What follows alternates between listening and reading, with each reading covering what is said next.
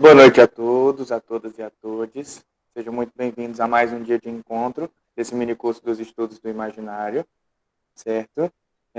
Eu peço que mantenham os microfones desligados até o fim da fala da professora Luísa. Os comentários, as perguntas que porventura aparecerem, coloquem no chat que a gente vai selecionar para depois oralizar. Seja muito bem-vinda, professora Luísa. O nosso encontro de hoje tem o tema Mitocrítica como metodologia para análise de textos literários. E eu passo a palavra para o meu colega Gustavo Pamplona para introduzir a professora Luísa. Então, boa noite a todos, sejam muito bem-vindas e bem-vindos. A professora Luísa Liene Bressan da Costa, ela é doutora em Ciência da Linguagem pelo PPGCL da Unisul, concluiu em 2020, com sua tese intitulada Narrativas sobre a diáspora italiana no sul do Brasil, o mito da cucanha pela perspectiva do imaginário. Atualmente, a professora ela atua na área de linguagens, dos cursos de Direito, Pedagogia, Psicologia, Medicina Veterinária, Agronomia, Administração, Ciências Contábeis, todos pela Unibave, perdão. Então, são bastantes cursos, então a gente espera, inclusive, que ela tenha uma grande eloquência na sua fala. Então, é muito importante essa experiência. Então, ela participa também dos grupos de pesquisa do Imaginário e Cotidiano, pelo PPGCL da Unisul, que é liderado pela professora Heloísa Klaus Preis de Moraes, e ela também participa do grupo de pesquisa Memórias, Afetos e Redes Convergentes, liderado pelo professor Mário Abel Bressan. Então, fora desse contexto acadêmico, ela ainda atuou como professora de língua portuguesa e língua inglesa durante 31 anos na rede estadual, na rede pública estadual de Santa Catarina, e ela agora atua na formação de professores na rede estadual e municipal do ensino, no ensino no componente da língua portuguesa. Então, muito, ela, como vocês perceberam, ela tem bastante experiência já, não só com a pesquisa, mas também na atuação docente, e a gente espera com muito entusiasmo para escutar as suas palavras, professora Luísa. Então, a palavra é sua. Boa noite a todos. Muito obrigada, professor Jean, professor Peterson, né, que coordenam o grupo de pesquisa, aos acadêmicos, né, que são liderados por esses professores, aos participantes.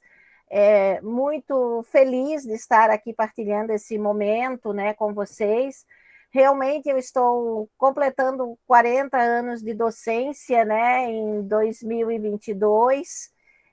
Tem aí uma caminhada, né, em vários graus de ensino. Eu fui professora de língua portuguesa do 5º ao 9º ano, depois eu trabalhei no ensino médio durante mais de 20 anos,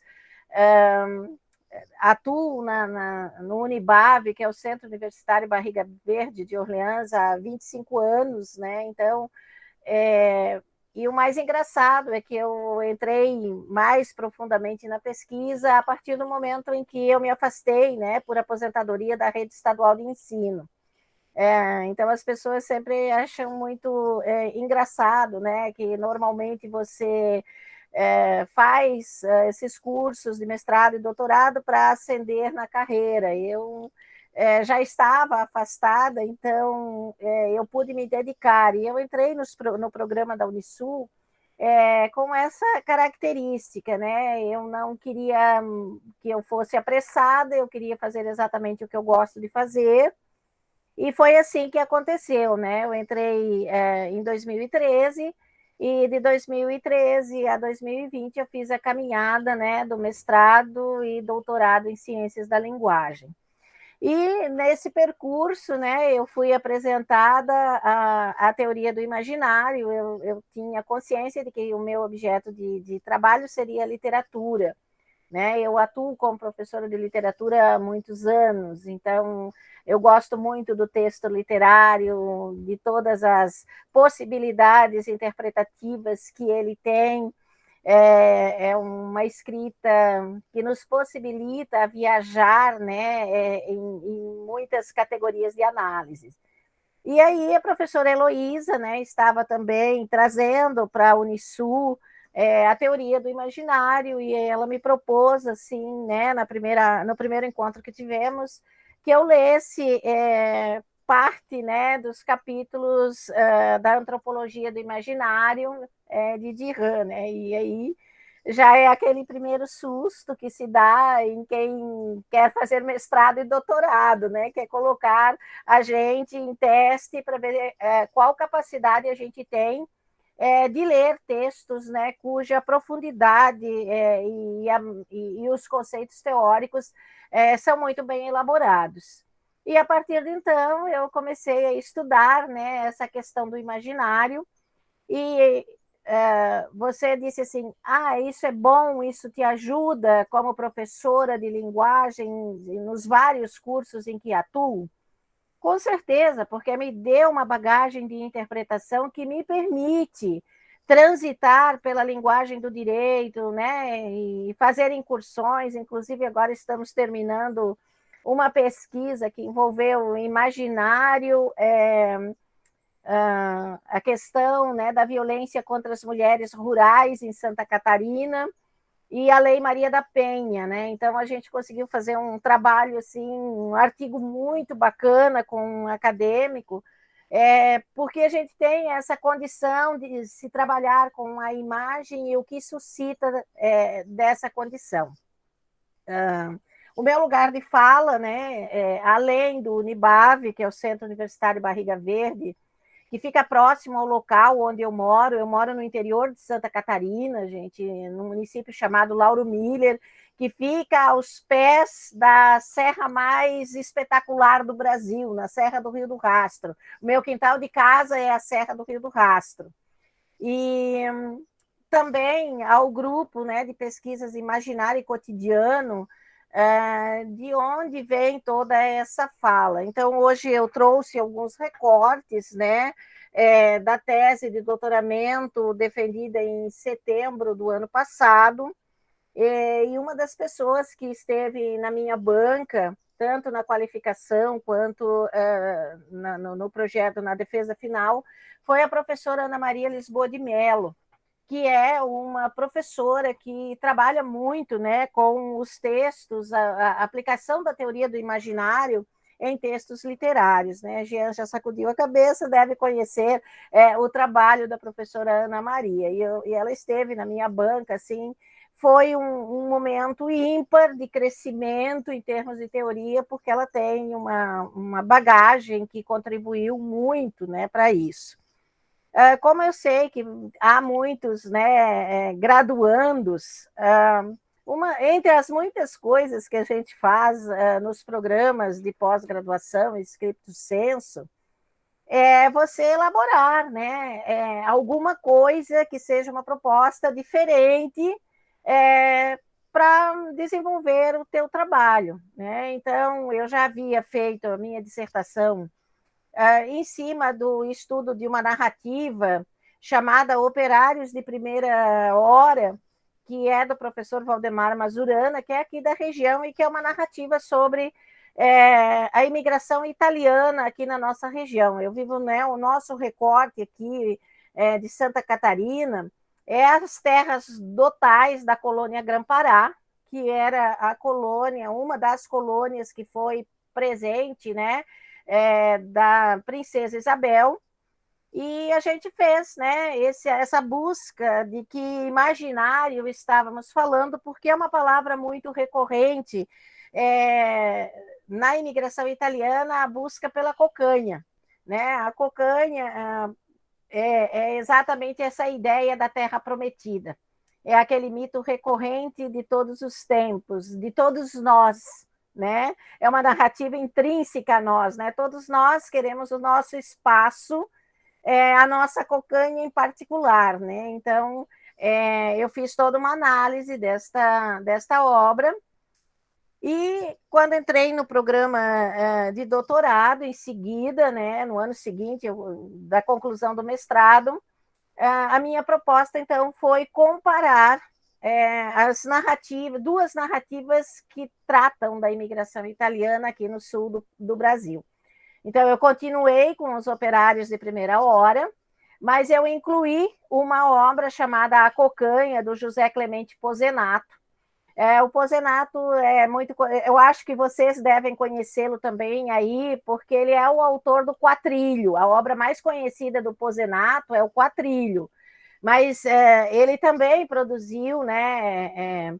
Essa obra ela é anterior ao Quatrilho. O Quatrilho é um desdobramento de dois casais que estão na narrativa A Cocanha. O nome é esse, A Cocanha.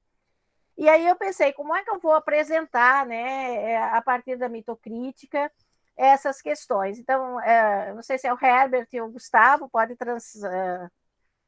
então a gente trabalha, né, é uma espécie de crítica literária, né, então onde você vai realmente fazer a interpretação, você vai mergulhar nesse texto literário, né, então nós temos correntes, né, diferentes. Eu escolhi a metodologia.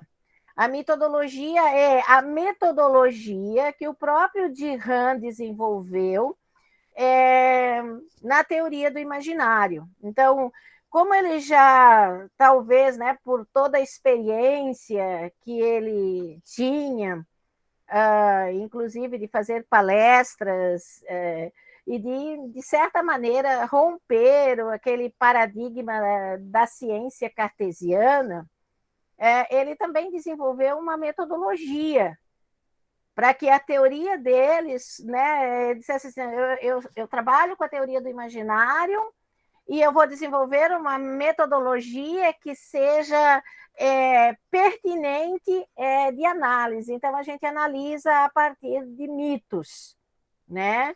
Então, a teoria do imaginário, uma das palavras essenciais é a palavra mito, a narrativa mítica que perpassa, que está em todos os textos, que reverbera em todas as sociedades, em todos os tempos, né? Então, foi a partir disso, né, dessa visão, eu preciso de um aporte teórico e de uma metodologia para fazer a crítica literária que nós entramos, então, na mitocrítica. Pode passar. Então, eu já falei brevemente, acho que vocês têm visto, né, ao longo desses encontros que estão acontecendo, né, um pouco do conjunto teórico de Dirhan, né? Então, a primeira ideia é assim, né, quando você lança a palavra imaginário, as pessoas que não têm ainda o contato, né, um aprofundamento, pensam que é uma teoria que trabalha com a imaginação no sentido que é mais comum na sociedade, né? A questão da imaginação, da fantasia, do devaneio. E que, para Dirhan, ele diz assim, esse é um imaginário que é desvalorizado, porque ele já caiu no senso comum, né? Todas as vezes que você projeta uma imagem onírica ou qualquer coisa nesse sentido, as pessoas dizem, isso é fruto da fantasia, isso é pueril, né? Dá a impressão que a pessoa está ainda lá na primeira infância, onde esses movimentos, né, da imaginação, eles são muito mais presentes do que posteriormente, né? Então, o imaginário, ele tem toda uma arquetipologia e metodologia de trabalho, né? Então, a teoria, ela guia a busca, né, desses mitos, né, a partir de um mito fundador, né? E na minha tese, eu me orientei como um dos primeiros mitos da humanidade, a descrição de Atlântida de Platão. Então, eu fui lá, né, nas origens greco-latinas e fiz um percurso. Depois cheguei nos textos, né, a narrativa bíblica da busca da Terra Prometida, e aí passei pelo Eldorado para chegar à cocanha, né? O objetivo era esse, era como é que eu vou trabalhar a questão da cocanha. Então, eu fiz esse percurso mítico, né? Desde Atlântida já se tinha a ideia que a humanidade queria uma terra utópica, uma terra prometida. Então, como é que esse mito, né, que eu chamei de mito fundador dentro da minha tese, mas que você poderia dizer assim, o mito diretor sobre as questões utópicas de um lugar especial, né, da Terra Prometida. Né? Então, a gente poderia nomear assim. Claro que passei também pelas questões dos livros mais, vamos dizer assim, tradicionais, que falam dessa visão utópica, né, dessa busca desse sonho, Thomas Mann, e chego também a textos mais modernos, porque, como vocês sabem, o texto de uma tese precisa, né, ser um pouco mais denso, mais bem trabalhado. E, a partir daí, a gente foi aprofundando as questões do imaginário. Pode passar, Herbert. Então, o próprio Dirhan diz que o imaginário é um conjunto imagem-museu e simbólico, né? E quando a gente trabalha com o simbólico, né, nós estamos trabalhando com um grau de interpretação mais profundo, que vai buscar, né, na palavra a imagem que dela reverbera, que dela se pode reconhecer. E aí, para trabalhar essa questão da imagem simbólica, além de Dirhan, eu também acabei conhecendo os trabalhos de Paul Ricoeur, né, e ele tem uma hermenêutica simbólica, onde ele pede, né, e diz que esse reservatório de imagens, de simbolismo, trazem para nós uma interpretação que é mais global, né, que traz uma inteireza do objeto que a gente está trabalhando, né? Dentro do imaginário, nessa concepção de reservatório, né, pessoal, estão lembranças, estão experiências, as visões do real, as leituras de vida.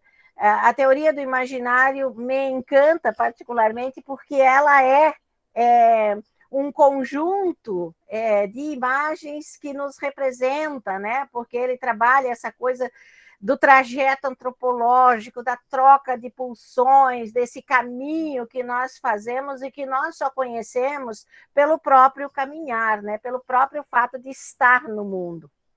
Pode passar, Herbert? E aí, né, a gente chega ao tema da proposta que eu fiz, né, quando o Jean nos solicitou essa intervenção, que é a mitocrítica. Dentro da teoria do imaginário, o Dirhan divide, né, a metodologia em dois motes, a mitocrítica e a mita-análise. Né? Então, a mita-análise ela vai trabalhar com um objeto cultural, né, mais amplo, e você vai ampliando o que esses objetos culturais significam. Acho que vocês tiveram um pouco disso também, já com a Emanuele, na semana passada.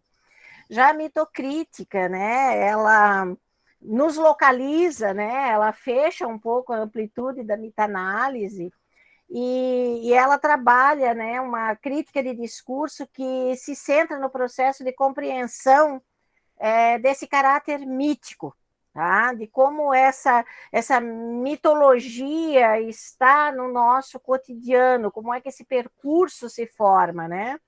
Então, o texto literário, ele está dentro de um conjunto maior, porque ele é um texto cultural, e ele acaba, né, trabalhando com essa linguagem figurada, que, se vocês são do curso de letras, devem trabalhar muito, né, com as questões metafóricas e todas as designações que a gente dá para as figuras de linguagem.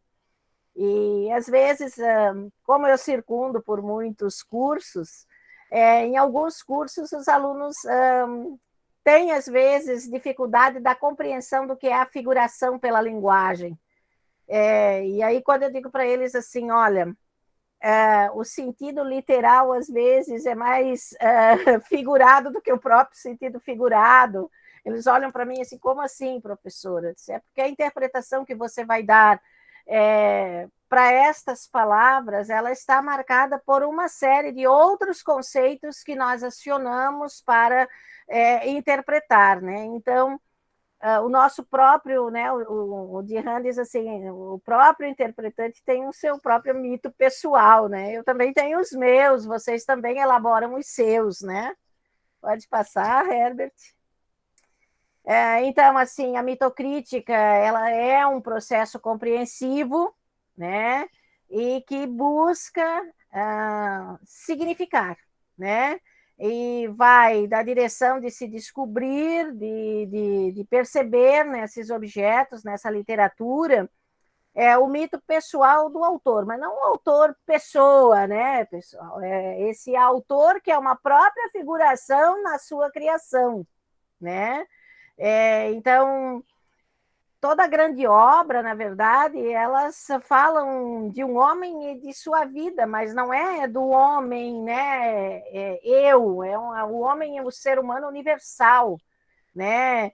Que vai atravessando barreiras de toda ordem, as culturais, as históricas, as sociais, né? Quando eu me reporto, por exemplo, às minhas narrativas dos italianos, há todo um projeto de travessia, né? de buscar encontrar algo que a sociedade italiana não tinha mais a dar para eles. Então, desde essa construção ou desconstruções culturais, começa, né, a ideia de um imaginário que existia lá e que vai entrar num percurso de viagem e vai entrar aqui, mas aqui ele não vai ser da mesma forma que ele acontecia lá. Ele vai preservar algumas questões, mas ele vai ser ressignificado por conta de toda a experiência humana que aconteceu, desde a saída de uma aldeia pobre, miserável, até a chegada num local que tinha que ser desbravado e que continuava sendo miserável para eles, né? Porque a gente às vezes vê documentários, né? Meio que fora da realidade, mas todo o processo de migração é um processo também de destruição de algo para reconstrução de outra coisa num outro lugar, né? Então, assim, qual é a minha ideia da cocanha? O que é a terra prometida na Itália, né? É uma terra que teria minimamente fartura. Um dos principais problemas, né, que estavam inseridos no processo de imigração italiana no finalzinho do século XIX estava exatamente essa questão, né, da má distribuição de rendas. A maior parte dos italianos que vieram para o Brasil não eram proprietários de suas terras, eles trabalhavam como agregados. Esse trabalho rendia para quem era o proprietário da terra e para eles sobrava muito pouco, né? Então, o objetivo deles era: eu vou trabalhar, mas eu quero trabalhar naquilo que é meu, na minha cocanha, não na cocanha de que é de outra pessoa. Então, assim, às vezes, como descendente desses grupos de imigração que sou, uma camada da população olha e diz assim: mas os italianos vieram para cá e lograram êxito. Não foi com todos, a história não é essa, né? Não é bem assim como se colocam as questões. Há outros imaginários que estão subentendidos, que estão em outras narrativas e que foram enfrentadas, né, por esses grupos, e que continua. Se nós fizermos agora um pensamento assim, o que foi a imigração italiana? Agora a gente olha assim, aqui na nossa região, não sei na de vocês, nós estamos recebendo uma leva bastante significativa de haitianos. O que é isso para eles? O que é vir para o sul do Brasil? Né? O que é o venezuelano deixar e achar que aqui ele vai ter, né, outras condições. Se você pensar internamente, né, nós tivemos em algumas décadas passadas um fluxo migratório muito grande do Nordeste para o que eles chamam de Sul, mas que na verdade é Sudeste, que é São Paulo, Rio, né? Todos esses imigrantes saíram em busca dessa cocanha. Né? Essa era a busca. Porque o que é que você vai buscar? Melhor condição de trabalho, melhores condições de vida, você quer ter um futuro melhor, você quer ter a sua cocanha, né? Então, essa questão é muito mítica do ser humano, por isso que o Dirham fala, né? Tem um mito que orienta o movimento humano. Pode passar, Herbert? Bom, sobre isso já falei, né? A narrativa literária, ela tem uma expressão, né? Todas as questões da construção do imaginário. Porque a literatura é, antes de tudo, um fato de linguagem. Eu acho que isso todos nós que estudamos literatura sabemos, né? Que é essa questão. A literatura é uma linguagem que reverbera imagens.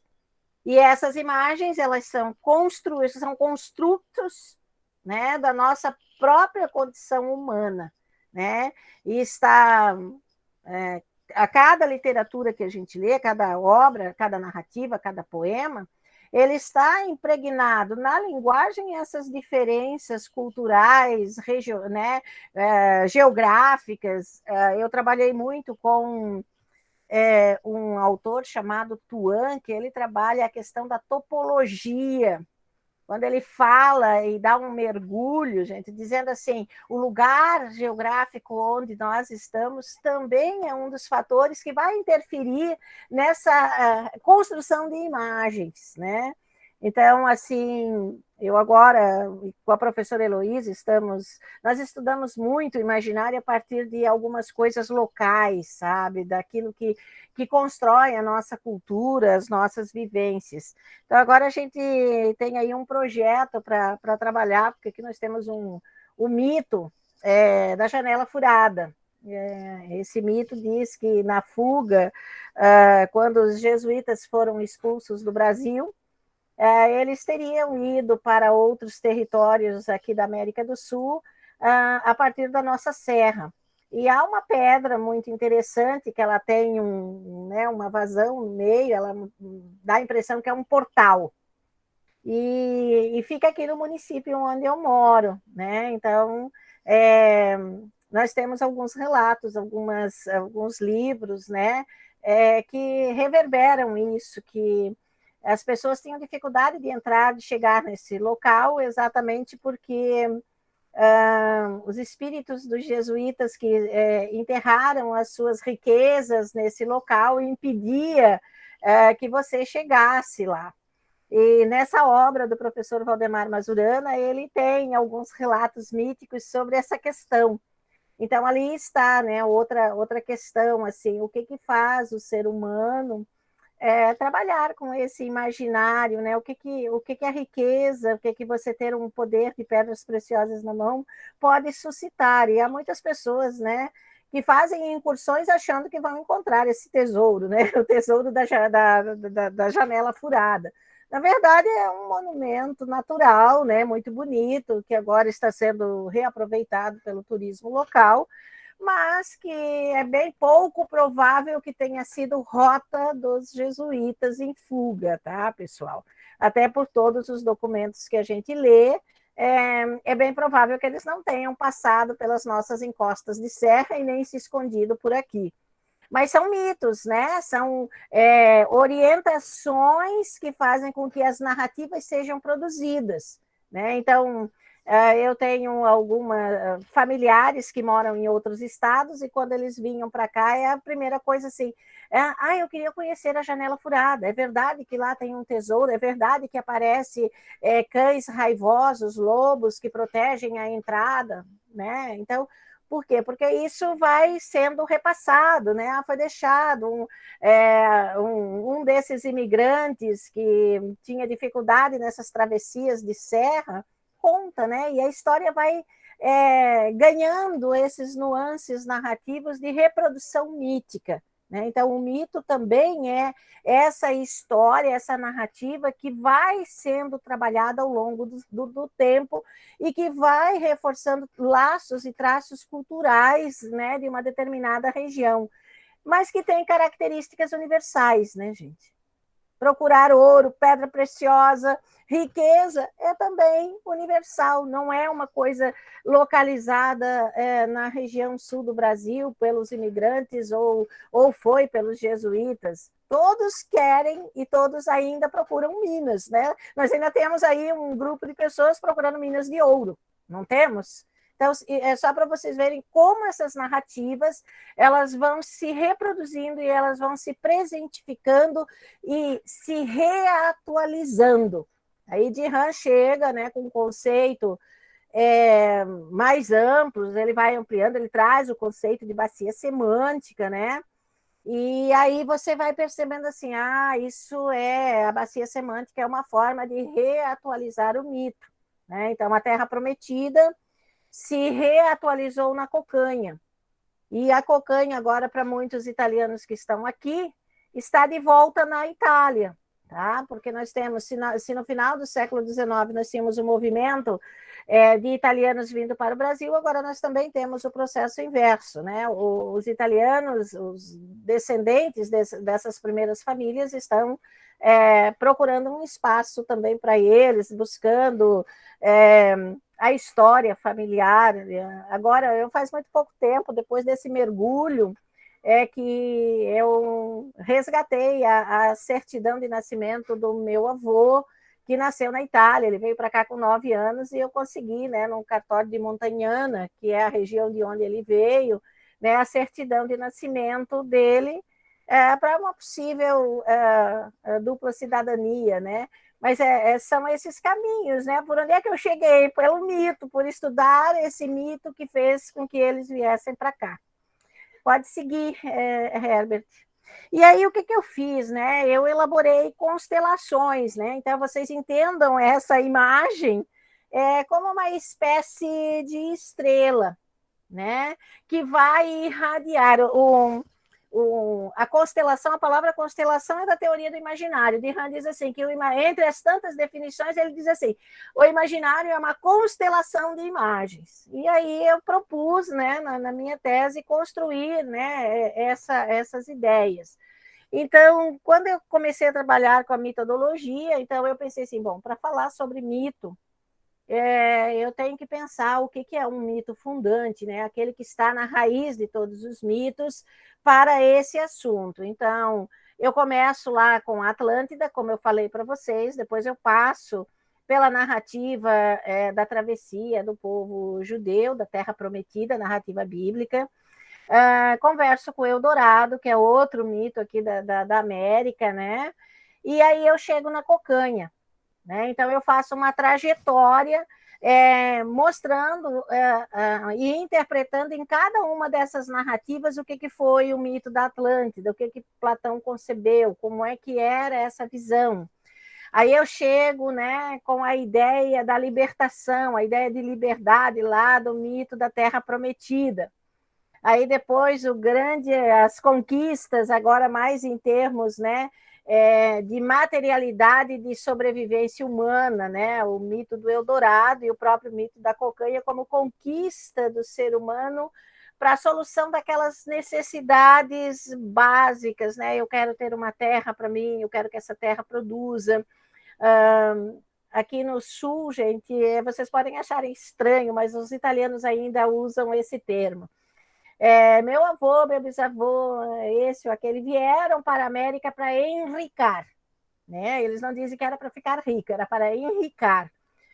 E em quase todos eles, desses ancestrais, né, havia a vontade assim, eu vou me tornar uma pessoa de posses, mas eu vou retornar à Itália. Né? Então, sempre fica, e todas as manifestações culturais que nós temos aqui na nossa região, se reportam a essa ideia de fazer o percurso inverso, de agora ir para lá. E todos aqueles que podem e que lograram, de alguma forma, algum tipo de sucesso e que podem conhecer a Itália, vão, né? Então, o que eles vão lá? Eles, é muito comum, no que eles vão buscar a cidade de onde sua família partiu, nos cemitérios, as imagens tumulares que reverberam essa imagem da família, né? É como se você buscasse essa essência do que é o ser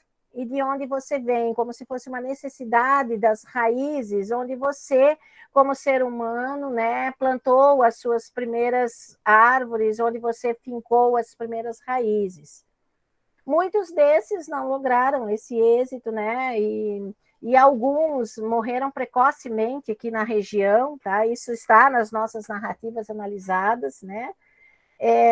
Exatamente por conta que não conseguiram se adaptar ao rigor de toda a condição, né? Porque as propagandas da imigração nesse período era assim, né? Venha para o Brasil, você vai morar em terras imperiais, todo mundo achou assim que estaria chegando numa área urbana com as condições daquela época, né? E quando eles chegaram aqui, na verdade, o que eles tinham era, né, o dote imperial estava completamente para ser desbravado, eram matas, os nossos primeiros homens e mulheres daqui eram os indígenas da tribo Xocoleng, que habitavam as encostas da serra. Infelizmente, não aparece muito nas narrativas, mas esses indígenas, como exemplo de outras tribos em outras regiões do país, também foram dizimadas.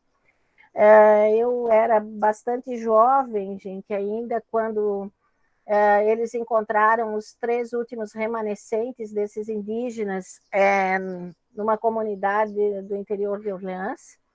E esses 3 indígenas foram expostos na pracinha da cidade, assim, como se fossem bichinhos, sabe? Então, essa outra história, né, ela não aparece nas narrativas sobre a imigração italiana, né? Ela aparece nos textos dos historiadores que contam também a história do ponto de vista dos indígenas que aqui habitavam e que simplesmente foram expulsos, foram mortos.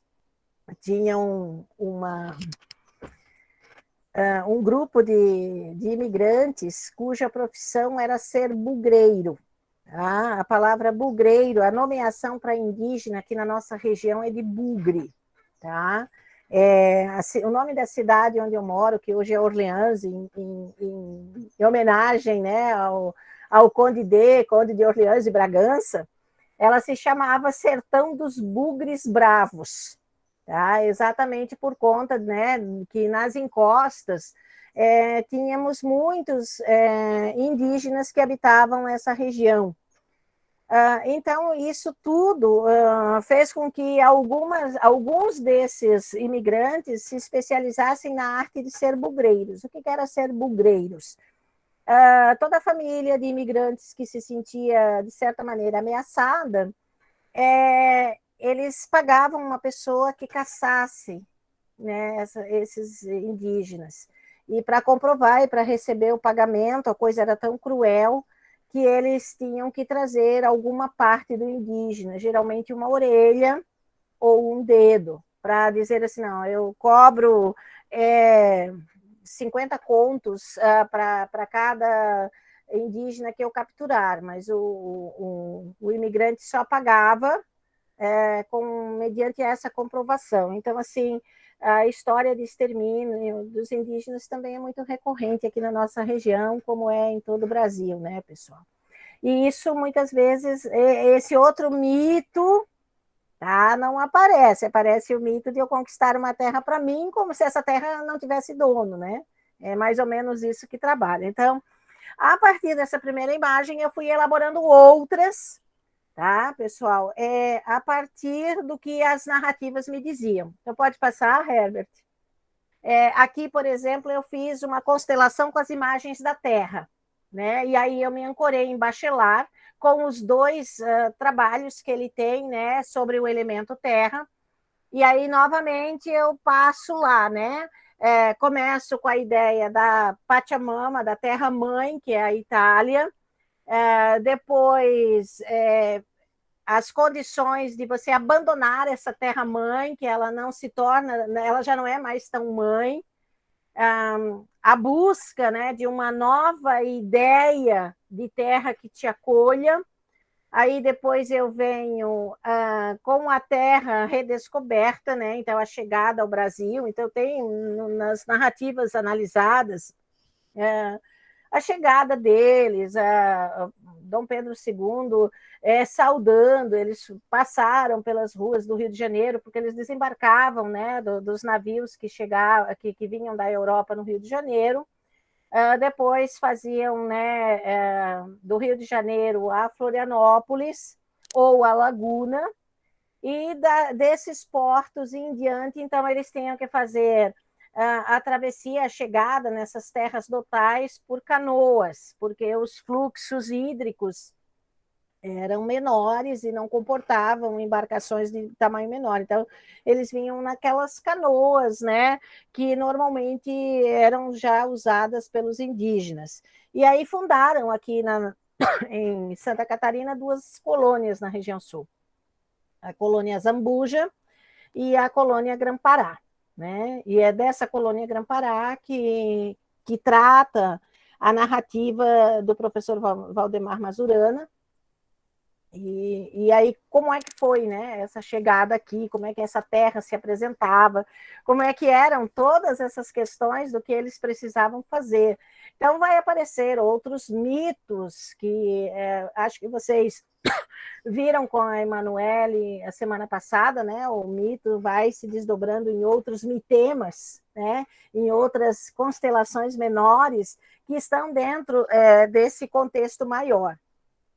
Até chegar, né, pessoal, na terra como repouso. Quando é que eles chegam nessa terra como repouso? É quando eles conquistaram, né? Quando eles conseguiram fazer os vinhedos produzir o vinho que eles produziam, né? Semelhante ao vinho da Itália. Quando eles tinham terminado de pagar para a empresa colonizadora a terra, né? Onde eles trabalhavam. Quando eles tinham conseguido, né? Que os seus descendentes também tivessem suas próprias terras, né? Então, a terra tinha sido, né? A cocanha deles era olhar pela janela e perceber um parreiral, né, um vinhedo coberto de uvas que daria uma boa safra. Então, a cocanha se apresentava para eles depois de muita luta, de muito suor. Então, essa terra acolhedora só chegou depois. E para alguns nunca chegou, porque alguns não se adaptavam e eles, muitas vezes, não havia nem condições de pagar a passagem de volta para a Itália. Cometiam, né, suicídio. Nós tivemos assim uma questão de suicídio muito grande no início da ocupação das terras por conta de não terem chegado a essa cocanha, esse mito condutor deles, né, que é traduzido, né, por essas imagens da Terra, dessa constelação de imagens que reverbera da Terra, não tinha se concretizado para alguns. Então, assim, a primeira imagem constelar eu construí sobre a Terra. Pode passar, Herbert? A segunda, né? Eu fiz, acho que 5 ou 6 grandes imagens para dar conta das 2 narrativas. Trouxe exemplo para vocês de 2, para depois eu mostrar o que eu tenho feito com essas constelações posterior a isso. Então, eu fiz a questão do feminino, né, da mulher nisso, porque a mulher ela é muito presente nas narrativas, né? A mulher italiana é muito falante, é muito fanfarrona, então elas tinham algumas questões, algumas reuniões que elas chamavam filó, tá? Então as pessoas convidavam a gente, se você quer ir em filó, e aí vocês certamente dizem, o que é ir em filó, Luiz? Ir em filó é você se reunir à noite na casa de uma pessoa. Normalmente eles fazem uma canja, quando é frio, no inverno, e ficam jogando baralho, ficam jogando cartas, né? Conversando, dialogando. Eles tinham, né, alguns pontos, os barracões iniciais que eles ficaram antes de construir as primeiras casas nas suas propriedades. Esses barracões ficaram como ponto de encontro. Então, eles se reuniam no final de semana, depois de uma semana árdua de trabalho, e as mulheres, enquanto cozinhavam, né, era uma outra característica também que aparece no universo feminino, é a cozinha, né? porque a cozinha é o lugar onde as imagens de afeto, de bonança, elas aparecem com bastante... E isso não é só nessas duas narrativas, né? Quando a gente lê outras obras, a gente começa a perceber, né, que a comida ela reverbera essas imagens também de encontros, né, de transformações e de toda essa questão. Então, acho que é na obra do Pozenato, uma descrição muito interessante, por exemplo, da intimidade feminina, né? Quando uma personagem está dando conselhos para as moças solteiras, que nos primeiros encontros com a possibilidade de ser o futuro marido, procurassem ser muito discretas, porque o homem, né, olha os valores as ideologias da época, né, porque os homens não gostavam de mulheres muito oferecidas, e que só se dormia sem calcinha depois do casamento, mas ainda tinha que esperar, né, que o companheiro se aproximasse para não dar a ideia de que não era uma mulher respeitável, né. Graças a Deus a gente evoluiu bastante de todos esses conceitos, mas tanto na obra do Pozenato quanto na obra do Valdemar Mazurana é muito presente essas ideias, né, desse imaginário do papel feminino. Uma outra característica dessa reunião, e que ainda é muito presente, né, nas comunidades que há muitos descendentes de italianos, está na questão da religiosidade, né? Então, eles trouxeram nessa viagem deles as imagens. Então, é comum aqui aos seguidores da fé católico-cristã ter capelas, né?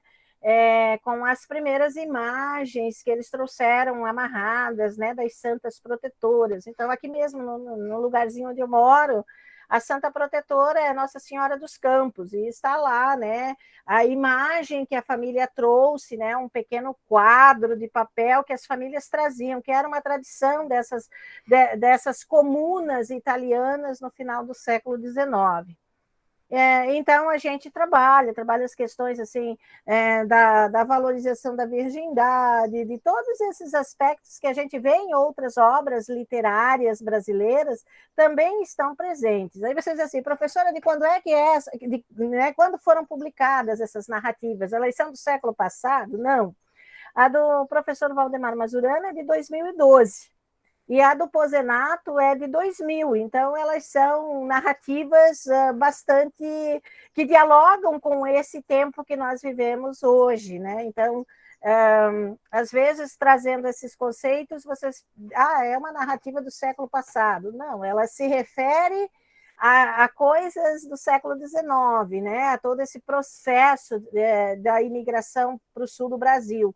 Mas elas são contemporâneas, elas dialogam com essas gerações que estão aí. Então, acho que o Jean lembra, né, que na época, na sala que ele estava, nós fomos com um artigo sobre a mulher, né, sobre essa ideia da mulher no contexto. E hoje, se você fala, de modo geral, você pergunta assim, Luísa, as italianas continuam com essa concepção? As nossas avós, sim, da minha geração para frente, não, porque aí a gente teve acesso ao conhecimento, a gente, de certa maneira, reescreveu o percurso da nossa cocanha, né? Se você perguntar assim, a sua cocanha qual é? A minha cocanha era conquistar esses espaços da ciência e encontrar uma teoria tão boa quanto essa que eu encontrei.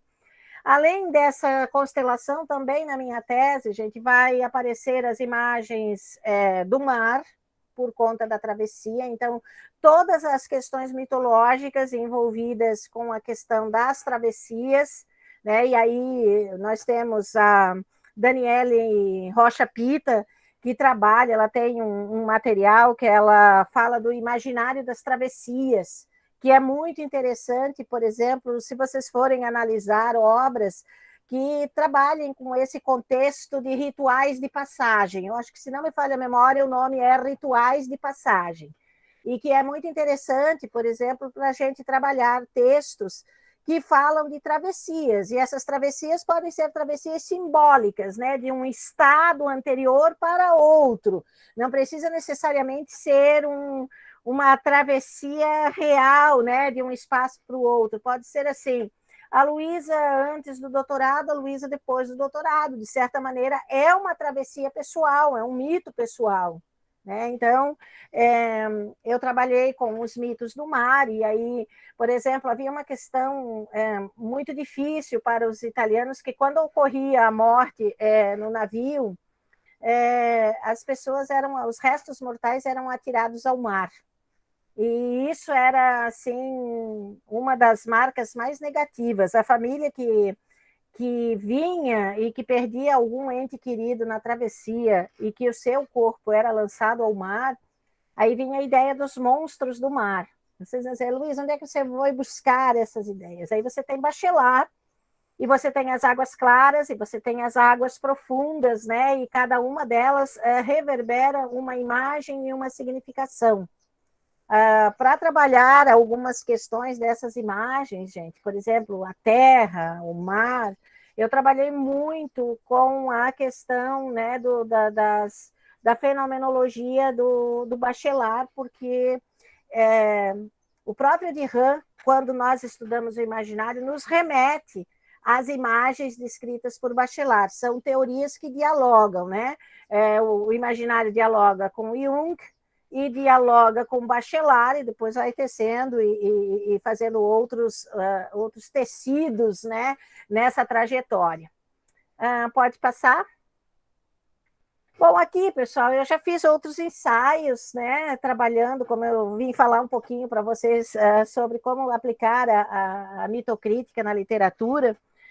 Nesse grupo de pesquisa que eu participo, das Filhas de Avalon, né, eu comentei com vocês que que é um grupo grande parte dos pesquisadores são do Nordeste, do Ceará. A professora Ilis é do Ceará, é uma pessoa fantástica.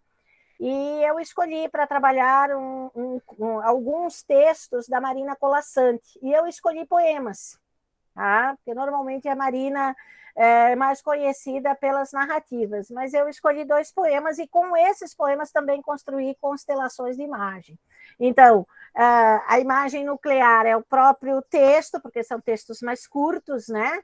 E aí eu começo, né, então, a trabalhar com algumas questões. A própria ideia de útero, que nos remete à terra, que nos remete à fertilidade, que nos remete à ideia da mãe, né? Aí depois uma outra questão que é trabalhada, o que é a mulher menstruada hoje, o que foi, quando que ela teve, porque ela diz assim, né, que o sangue é pecaminoso, então reverbera e dá a imagens lá do comportamento de quando as mulheres começaram a ir para a igreja, e que elas não poderiam frequentar o templo durante o período menstrual porque estariam impuras.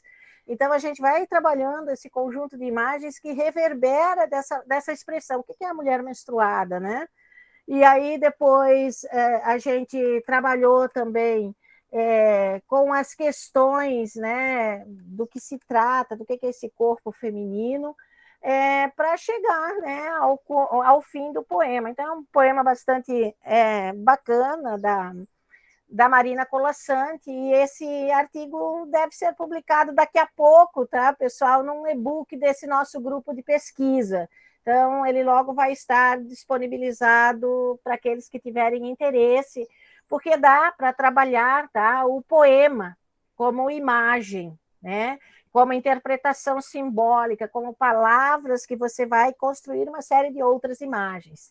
Pode passar, Herbert? Aqui eu trabalhei também o poema Armário, tá, que também é da Marina Colasanti, a própria ideia do que é o armário, o que ele significa para além, né, da palavra. E aí fiz também essa construção, né? O centro a imagem nuclear é o poema, e quais são as principais imagens que dele reverberam. E por fim, pode passar, Herbert? Eu e a professora Heloísa trabalhamos aí, acho que está submetida à Tessera, se não me falha a memória, que tinha uma chamada sobre a questão indígena na literatura. E aí nós trabalhamos, né, com o episódio da morte de Lindóia no poema O Uruguai, né? E também construímos uma pequena constelação sobre essa questão, né, da lindóia. Então, como é que a gente trabalhou, né? A floresta, a serpente, a morte, a fuga dela, né? Quando eles assassinam o Cacambo e ela tem que se casar com uma outra pessoa. Então, essa passividade, né, da serpente, a própria imagem da serpente, que ela tanto significa morte, mas ela também é sinônimo de vida, né? Se a gente parar para pensar, a serpente tem essa ambiguidade, né? Aqui no Ocidente nós temos muito a questão da serpente trazendo as imagens do mal, do medo, da traição, da falsidade. Se a gente olhar outras culturas que não a nossa, nós vamos ver que ela está implicada em sabedoria, em cura. E aí isso a gente pode fazer essa outra ponte, né? Na serpente estão também todos os cursos relacionados à área da saúde e tem um íconezinho de serpente, né? Que reverbera essa questão da cura. Então, nós encontramos, né, esse caminho, é um dos caminhos, tá, gente, de se trabalhar a mitocrítica.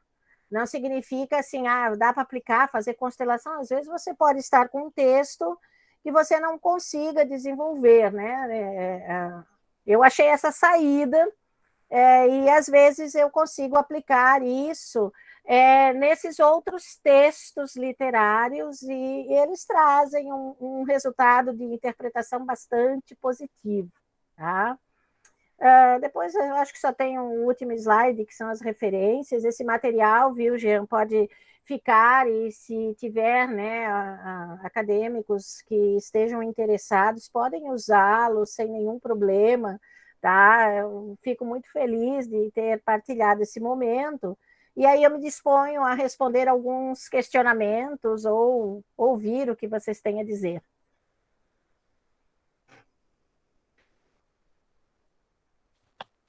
Então, eu queria primeiro parabenizar a professora Luísa pela brilhante exposição. Acho que vocês conseguiram perceber que ela tem um trajeto bem rico de experiências com a pesquisa. Eu fiquei aqui escutando ela falando, assim, a riqueza de detalhes que ela traz a respeito da região que ela conhece também, e sempre fazendo essa comparação entre culturas, né, entre os indígenas, da região dela também. E, assim, eu fiquei bem maravilhado porque eu consegui fazer, não sei se algumas pessoas perceberam isso também, mas enquanto ela vai falando, eu mesmo tive essa impressão. Eu tive uma leitura bem recente com o Great Gatsby, por exemplo, que é um romance que fala sobre o sonho americano. Aí eu comecei a comparar também com essa questão da terra, que a senhora fala, da questão de você sempre estar à procura de algo melhor, seja para enriquecer, seja para mudar de vida, melhorar a sua vida. Consegui fazer essa ligação também com o Great Gatsby no sonho americano também. Mas, enfim, pessoal, eu sou apenas um moderador, né? A gente queria escutar em um licenciando também, estou terminando minha graduação ainda, então esse momento aqui são para vocês, pesquisadores, né? Mestrandos, mestres, doutores que querem falar, e fiquem à vontade para colocar suas perguntas aqui. E Jean, pode falar, levantou a mão. Eu gostaria primeiro de agradecer muitíssimo, né? Gratidão de ter Luísa aqui presente conosco. Uma pesquisadora fervorosa, né? Ela falou com tanta energia, é tão bom ver Luísa, né? Com tanta sabedoria e com essa vontade imensa de pesquisar. Estamos aqui com a presença de Heloísa e Klaus também, grande prazer. Eu acho que esses momentos, Heloísa, sela, assim, historicamente, né, os nossos encontros do ITESE com o grupo Imaginário Cotidiano, né? E está ficando registrado aqui. Acho que isso é muito importante, né, para pesquisadores, futuros. Então, Luísa, eu fiquei maravilhada aqui todo o tempo, né, ouvindo a tua pesquisa e depois fui lá na tese, né, na tua tese, vasculhar um pouquinho como você pontua tão bem os conceitos. E aí fiquei aqui pensando, né, como essa terra, né, pensada tanto no contexto de acolhida, né, essa terra prometida, esse paraíso pensado, ou mesmo talvez do mito do progresso, né, no sentido sincrético dele. E como o campo literário, social e cultural estão tudo interligados, né, e a literatura é essa porta de entrada para a gente perceber tudo isso. E também, uma coisa que me chama muita atenção, talvez o pessoal que estuda aqui também, a questão da diáspora, né, possa... Temos aqui alguns mestrandos também, como Zé Luiz, Oswaldo, e outras pessoas que trabalham com perspectiva da diáspora, a gente pensar essa questão desses rituais de passagem, né, porque, de fato, né, o Atlântico ele separa, né, por muito tempo no contexto da África também, isso nos dá uma possibilidade de visualizar quanto esses rituais de passagem, né? Seja quem veio da Europa, da África e chega aqui no continente americano para uma nova vida, uma nova travessia, né? E esse ritual de passagem, que ao pisar no território americano ou brasileiro, né? Então, não sei se você quer falar alguma coisa mais sobre isso, mas isso me instigou muito a pensar mesmo, quanto essa dimensão ela possibilita pensar a nossa própria construção da identidade também brasileira. Com certeza, Jean. Quando nós começamos a trabalhar, pensar essa imigração com a palavra diáspora, porque até então se fala muito das imigrações de uma forma até romantizada, mas a gente não trabalha com essa perspectiva de Hall, né, de que as pessoas, de certa maneira, são arrancadas dessa terra utópica, dessa Pachamama, e elas são obrigadas a entender e a construir uma nova cocanha, né, porque a professora Ana Maria trabalhou muito isso comigo, né? Olha, tem uma utopia, mas tem a distopia, e depois não tem a construção de uma nova utopia, tem uma reconstrução de um novo olhar para esses espaços, né? Então, a América inteira tem esse processo, né? Nós somos povos que foram trazidos ou nos originamos de povos que, de certa maneira, não vieram para cá a convite apenas, né? Eles vieram porque foram obrigados a transmutar a própria existência e reinventar essa cocanha que está todos os dias conosco, né? Na verdade, todos nós temos essas utopias, às vezes elas se constroem, outras vezes elas se tornam distopias, que é o caso, né, das narrativas que nós trabalhamos na tese, que há uma distopia, um descontentamento geral. Eles só conseguem ter um novo olhar, como eu falei para você, acho que o Masurana traz muito isso, né, do casal já idoso olhando a vida pela janela e dizendo nós conseguimos chegar lá.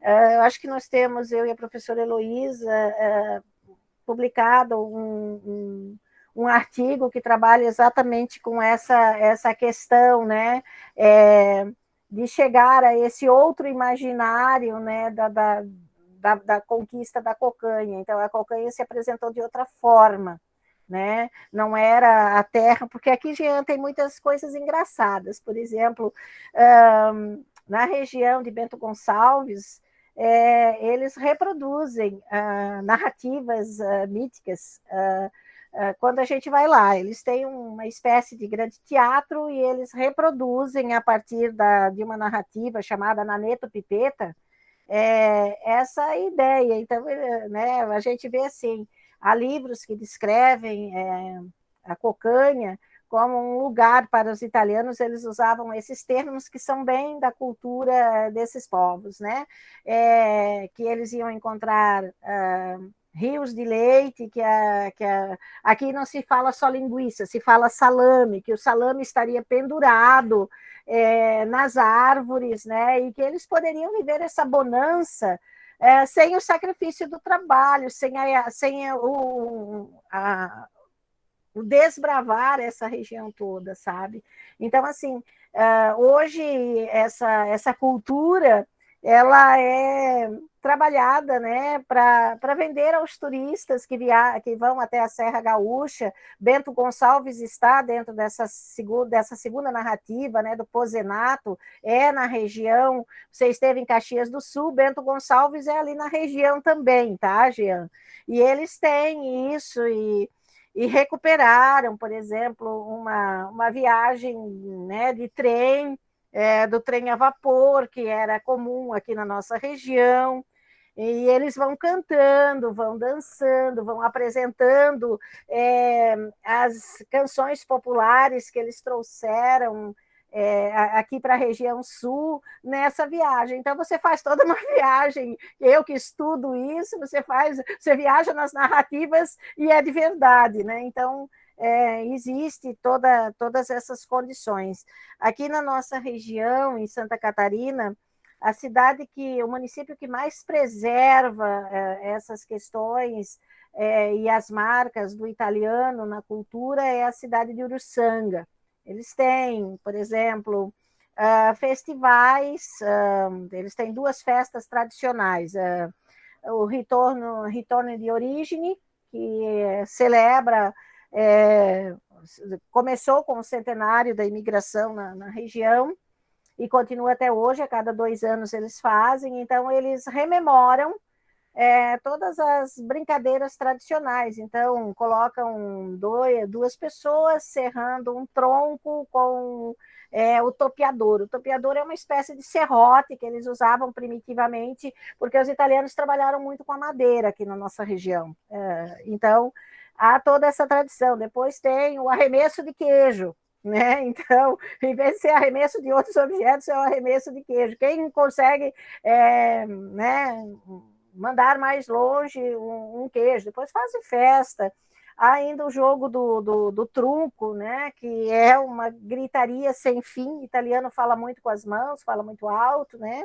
E eles, quando a gente olha a brincadeira deles, você acha que a qualquer momento eles vão entrar numa briga corporal, porque é o jogo com os dedos e eles vão batendo em cima de uma mesa, né? E aquele que tiver maior rapidez, né? E essa coisa da rapidez do cálculo acaba vencendo o jogo. Então, o jogo de mora também é muito comum aqui na região de Treviso. Então, nós temos algumas comunidades aqui que ainda preservam algumas dessas tradições. Mas, como eu já disse para vocês, essa questão, né, ao longo do século XX, com todas as inovações e toda a tecnologia de comunicação e informação, elas vão, né, nesse trajeto que a gente poderia chamar também de trajeto antropológico da imigração, também são alterados, e outros mitos, né, dessa busca de cocanha também vão aparecer, e outras narrativas dessa natureza também vão acontecendo no dia a dia. Mas o fantástico disso tudo, Jean, é você trabalhar, né? Você vê assim, Bachelard e os seus 4 elementos. De repente, num jogo, nós conseguimos ver isso. Eu brinco muito quando eu tenho algumas coisas assim meio malucas, eu digo assim, Heloísa, eu tenho uma nova ideinha. Você quer ir comigo? Né? E ela disse assim, quando você tem ideinha, geralmente, depois vai produzir alguma coisinha. E tem sempre saído, assim, né? No grupo, hoje, eu e a professora Heloísa temos uma parceria muito grande, né? A gente escreve muito sobre cultura local, sobre esses objetos, né? Sobre tudo aquilo que é trabalhado aqui na região. Nós tínhamos, os imigrantes ajudaram a construir uma linha férrea entre a minha cidade e o porto de Imbituba. Então, só essa linha férrea já tem muitas coisas com as quais o imaginário nos dá o aporte para trabalhar, né? E aí a gente, às vezes, faz um casamento, imaginário e memória, e reproduz todo um trabalho nessa região, né? A gente já estudou cemitérios, já estudamos a estrada de ferro, e nós vamos produzindo esse material, Jean, assim. E para quem, né, está no mestrado, no doutorado, há muitos textos literários que nós temos acesso aqui na região sul, que são produções né, da região Nordeste, que merecem esse tratamento. Às vezes tem, por exemplo, o texto do Valdemar Masurana, que eu trabalhei na dissertação de mestrado. Masurana é um autor regional, ele não tem nenhuma grande expressão nacional. Então, às vezes, nós queremos os cânones, mas nessa literatura que é produzida no cotidiano por autores que, às vezes, estão, eu diria para vocês assim, apagados dos grandes centros, né? Elas são riquíssimas, e vocês podem fazer trabalhos maravilhosos. Mas, assim, né, Jean, eu sou suspeita, porque literatura é uma paixão, né?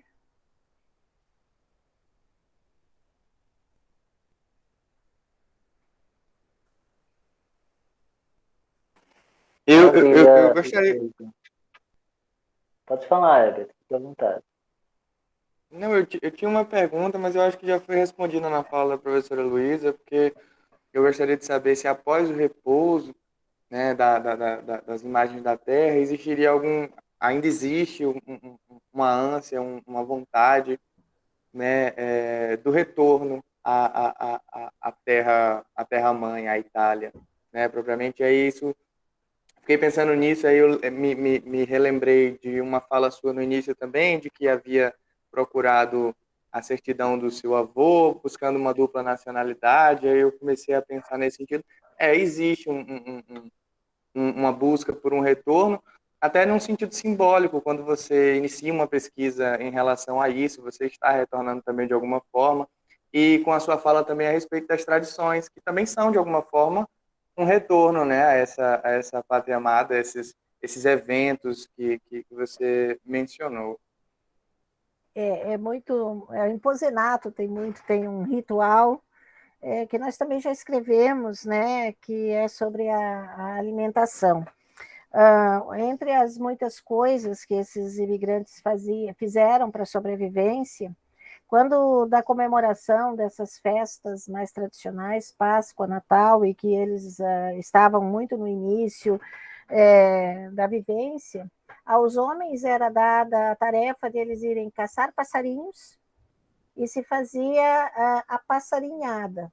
Então, esses pássaros eram preparados, como se prepara o frango, e assados para ser, né? A outra base era a polenta, né? Que é uma alimentação muito recorrente nessas correntes de imigração. Hoje é prato típico, mas a polenta, primitivamente falando, gente, era a refeição dos desvalidos. Tá? Daqueles que menos condições econômicas tinham. Hoje, a gente vê uma outra classe social dizendo que gosta de comer polenta, mas para nós, nesse contexto de início de imigração, a polenta era o alimento que mais nos ligava à miséria mesmo, à pobreza de alimentos, porque o milho era produzido, né? E a água havia em abundância, não estava poluída pelos vieses das minas de carvão que nós temos hoje, mas era assim, casa de italiano pobre era polenta com formai, que é queijo, né? Nos domingos, às vezes, havia alguém ia caçar, trazia os passarinhos, então quando eu li a passarinhada, eu pensei assim, meu Deus, isso não é tão século XIX, eu sou do século XX e a gente presenciou algumas questões assim. Então, de certa maneira, Herbert, claro que essa minha pesquisa tem sim esse viés de me reconhecer também, né? De voltar para a minha terra, de voltar para as coisas, né? De não negar aquilo que a gente é como ser e estar no mundo, né? Então a gente tem que ver isso. Hoje você vê festas tradicionais aqui da região, prato principal, polenta, frango ensopado, queijo frito com ovos, que se chama fortaia, né? Isso, às vezes, assim, se você disser, vou fazer um jantar com esses ingredientes, é sucesso na certa. mas em outros tempos não foi. Isso era o sinônimo daquele grupo de pessoas empobrecidos, né? E se você dizia assim que você come polenta, só pode ser italiano, né? E por esse falar alto, por esse excesso de gestos que nós temos, normalmente associavam ainda a palavra italiano grosso, né? Por conta da linguagem, o dialeto vêneto, que é falado aqui na nossa região, é uma língua meio explosiva, então dá a impressão que você está brigando o tempo inteiro. Então, veio daí, né, uma alcunha, italiano grosso, italiana grossa, e quando a gente ia para a escola, no início dos anos 70, a gente ainda sentia isso, como estudante que ia do interior, essa ideia, né, dos italianos, porque eram poucos que conseguiam estudar ainda. Então, havia todo esse contexto que, de certa maneira, as narrativas que eu estudei reverberaram, né, que estavam lá no início, né, de quando esses imigrantes chegaram, 1877, foram as primeiras embarcações que trouxeram os imigrantes, mas é só a partir, por exemplo, dos anos de 1980 que já na terceira geração em diante, que se começa a entender essa identidade que foi construída nesses locais. Até então, assim, tal cidade do interior, é a italianada que está lá, né? Nos anos 80, eu trabalhei na região oeste de Santa Catarina. A região oeste de Santa Catarina tem um efeito já de migração italiana interna. São os italianos que estavam no Rio Grande do Sul e que fizeram a compra das terras na região oeste de Santa Catarina, que até mais ou menos 1940 eram pouco ocupadas. Então, quando cheguei lá, aqui na nossa região, por exemplo, pelo fator de a gente estar mais próximo à região litorânea, muitos falares do dialeto vêneto foram apagados. Mas nessa região, por exemplo, eles não falam região, eles falam, eu moro na região oeste. Eu sou de Serra abaixo, né? Então a gente já observa assim, no próprio fenômeno da linguagem, Jean, o registro dessas marcas que a gente chama, né, de marcas do italiano na cultura de Santa Catarina e do Rio Grande do Sul, né? E que hoje eu até, na minha visão, não se separaria mais assim, essa é a visão, não, porque o italiano está integrado como qualquer outro brasileiro. Eu sou brasileira, eu não sou, né? Eu tenho raízes italianas, mas eu sou brasileira, né? Nascida, criada aqui nesse cantinho, alfabetizada um pouco em português, um pouco em italiano, mas estamos aqui, né?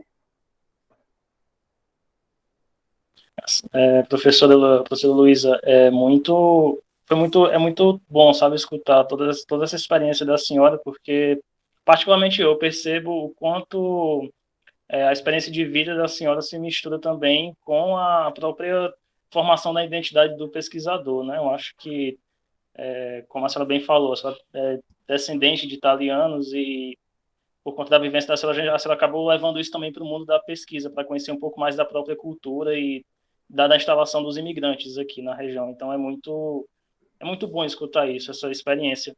E assim, eu não sei se a professora Heloísa, né, eu acho que deve ser uma satisfação muito grande para a professora Heloísa ter aqui a sua orientadora, né, a sua amiga também, por que não, a professora Heloísa, que ela acompanhou também um pouquinho da apresentação, e ela está com cara de falar, não sei se ela está com cara de falar um pouquinho sobre a experiência. É a orientanda, né, Gustavo? É a orientanda dela. Eu também acho uma beleza, assim, quando a gente termina o doutorado, né, Heloísa?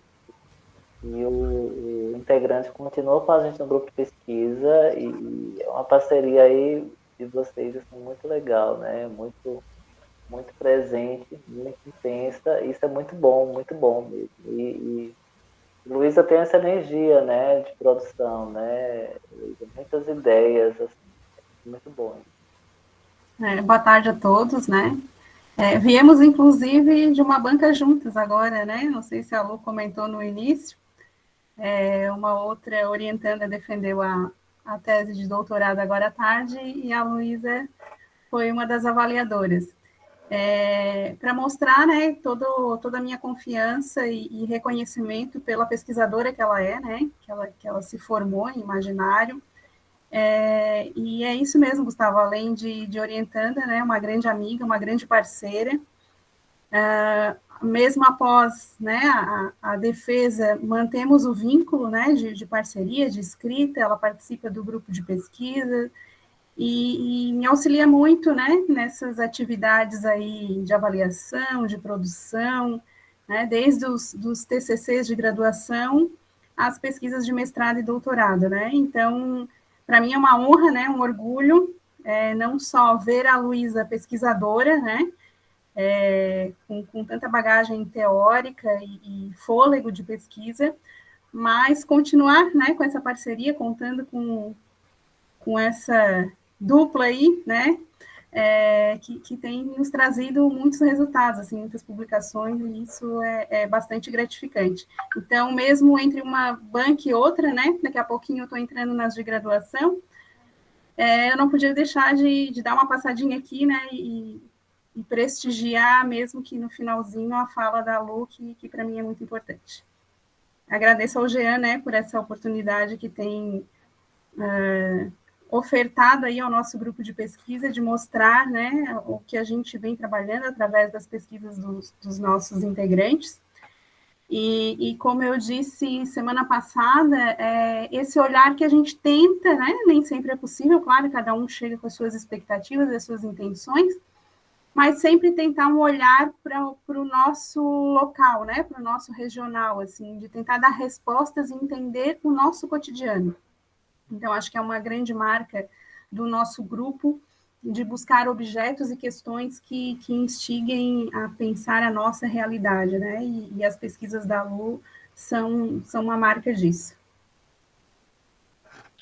A gente que agradece a professora Luísa, então tenho certeza que a professora Luísa também é uma grande força que a senhora tem dado também para a professora Luísa. E, enfim, né, o professor Peterson levantou a mão também. Pode falar, professor Peterson.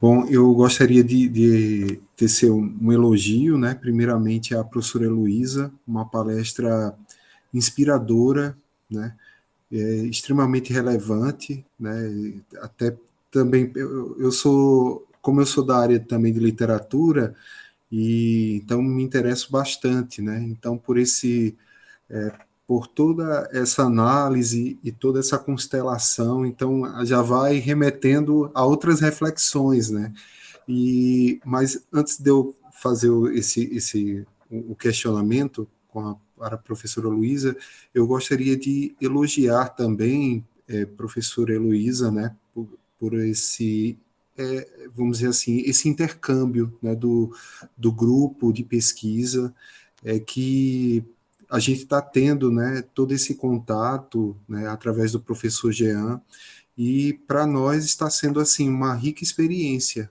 né? Então assim a senhora está de parabéns, né? Assim pelas pesquisas relevantes.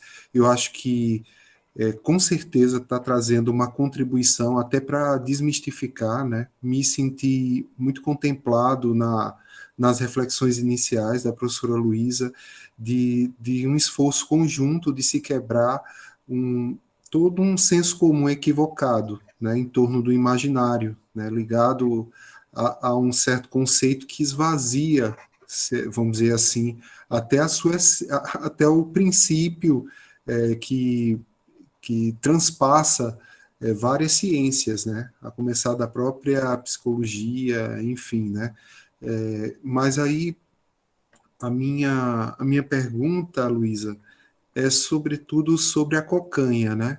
A cocanha, embora não atualmente, né? A gente tenha mais aquelas referências do Eldorado e tudo, mas assim a cocanha, ela foi esse mundo utópico imaginário de vamos dizer assim, de um grande alcance na Idade Média, né? Que percorreu esse imaginário. E aí a minha pergunta é se nas tuas pesquisas você conseguiu identificar de onde surgiu, né? E sobretudo com essa nomenclatura, né? Cocanha. E assim, algo que me chama muito a atenção quando você fala desse arquétipo, né? Da Mãe Terra, desse retorno à pátria mãe, né? E aí me vem justamente aquele, e que inclusive você colocou em uma de suas constelações, esse mito do paraíso perdido, não é? E assim, eu não sei se vocês conhecem, eu estou adorando assim essa interação, porque para mim está quebrando muita, embora já tivesse algumas noções pela literatura, eu acho que a literatura tem esse mérito de quebrar os estereótipos, os preconceitos, né? Mas assim, de repente vocês do seu lugar de origem e de repente trazer, olha, a gente também sofre em torno dos estereótipos, né? Eu nunca imaginei, né, que assim os descendentes de italianos, né, dos imigrantes, também sofressem por conta desses estereótipos. E aí, quando você, Luísa, traz a questão, né, da cultura de uma parte da Itália, né, sobretudo do Vêneto, né, do dialeto e tudo, e aí de se cria um estereótipo de que como se fosse assim todo italiano ou até mesmo além de todo italiano ter aquela compreensão estereotipada, né, e de atrelar características negativas, nem sempre a da felicidade, a da alegria, né, porque mas sim um aspecto desmerecedor, inclusive até na questão da intelectualidade, né? Então eu achei isso e realmente, olha, o estereótipo é algo pernicioso, né? E de como os estudos, as pesquisas do imaginário contribuem também para essas quebras, não é? Então, assim, a professora Heloísa, a professora Luísa e todos os colegas pesquisadores e pesquisadoras estão de parabéns, né, por trazer essa concretude nas pesquisas do imaginário, né, e eu estou me deleitando, né, e aí, Jean, eu até estou já estou num ar saudoso, né, pedindo uma reedição, né, uma espécie de bis no próximo ano, e que a gente também possa contribuir, né, também nessas trocas. E assim, Luísa, quando você falou, né, do aspecto da cocanha, me lembrou muito um mito muito presente na cultura popular aqui do Nordeste, que é o São Saruê, o país do São Saruê. E aí, inclusive, foi até um cordelista paraibano, Manuel Camilo dos Santos, que ele imortalizou num cordel e que lembra muito, né, a narrativa da cocanha, de chover diamantes, de correr leite e mel, sabe? Então, assim, e interessante que isso veio via cultura ibérica, né, que aí vamos dizer assim, se aculturalizou, né, no contexto aqui do Nordeste, mas, assim, é muito interessante. E, assim, um outro aspecto que eu já fiquei interessadíssimo na sua pesquisa, se você observou no Posenato algum elemento assim da cartografia, porque assim, como eu trabalho a literatura colonial, se mexeu muito com o imaginário a partir dos próprios mapas, né, de alguns mapas, né, não só aquele de Cantino, tal, mas outros que se debruçou sobre a costa brasileira, sobre esse possível, vamos dizer assim, esse possível paraíso reencontrado, né? Professor, muito obrigada por suas considerações, fico muito feliz, e quem sabe eu e você escrevemos um artigo sobre o Sansaruê. Ele apareceu também na narrativa do Posenato, tá? Essa designação também para Cocanha. O Posenato traz isso, como ele também traz uma espécie de cartografia, né? Ele mostra algumas imagens das comunas italianas, de onde saíram uma grande parte, né, dos imigrantes italianos rumo ao Brasil, e mais especificamente esse grupo, né, que foi destinado para ocupar as terras imperiais, né, porque já tinham acontecido levas de imigrantes italianos e eles foram alocados, né, no Espírito Santo, que também era, né, um patrimônio total, Diz a história, né, que os príncipes, que a princesa Isabel escolheu aqui porque já havia, né, rumores de ser uma região que poderia ter, né, riquezas minerais, que se comprovou depois, né, com a descoberta do carvão mineral. Nós estamos aqui num recorte de carvão mineral, professor. Então, eles tinham toda uma ideia, mas eu sempre sempre conversei muito com a professora Heloísa sobre isso, que quem deixou a Itália foram os pobres, né? Foram aqueles que não tinham acolhida. A diáspora italiana é também marcada por aqueles povos, por aquelas pessoas que viviam, de certa maneira, numa situação de muitas dificuldades econômicas, de famílias que não conseguiam o sustento, que trabalhavam duramente durante períodos, né? A região do Vêneto também é uma região que, depois de todas as disputas territoriais, era uma região bastante empobrecida, montanhosa, cheia de pedras, né?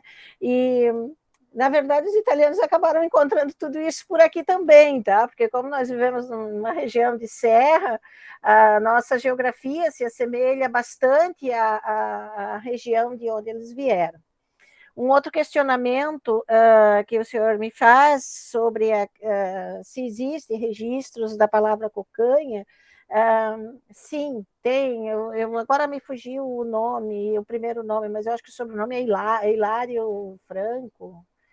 Que ele traz toda uma historicidade da palavra, né? Então, diz ele que a palavra surgiu na Provença e daí ela correu, né? Por isso o saruê chega para vocês pelas questões, né?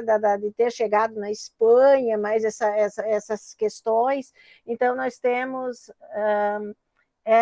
esse autor que mergulhou mais fundo na questão da origem, né? Então ele inclusive apresenta as formas como a palavra foi se modificando e a adaptação, né? Em italiano é cucugna, né? Que eles falam, e a adaptação para o português cocanha. Né? Mas ela tem origem provençal, tem o registro no francês e vai percorrendo a Europa da Idade Média, né? Aquela Europa também que era castigada por todos os conceitos de discriminação que não era talvez trabalhado com essa palavra, mas que já eram muito frequentes na sociedade medieval, né?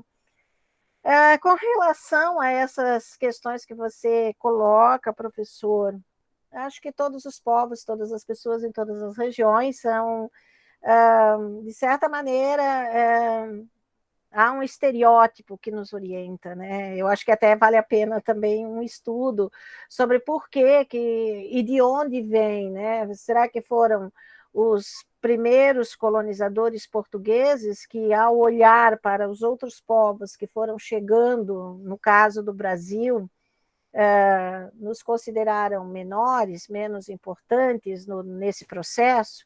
Acho que cabe um estudo, assim, mas a gente vê que quando se lê literatura, esses estereótipos estão sempre muito presentes nas personagens, né? E que a gente sabe, né, professor, que literatura é ficcional, mas eu tenho uma percepção assim, a literatura, para mim, ela é o recorte, né? Se a história conta o ponto de vista de cima para baixo, a literatura faz o processo inverso, né? De baixo para cima, é da vivência do povo, é das concepções. Esse autor é um sujeito como eu e você, que se presentifica e que observa essa sociedade, né? E que consegue perceber, né, fazendo um aporte com o Dirhan, esses mitos pessoais que, na verdade, são universais e que nós vamos carregando ao longo, né, da nossa existência e vamos reatualizando conforme o círculo da evolução vai chegando. Mas a gente olha e há essas narrativas presentes em quase todas as sociedades, em todos os tempos, né?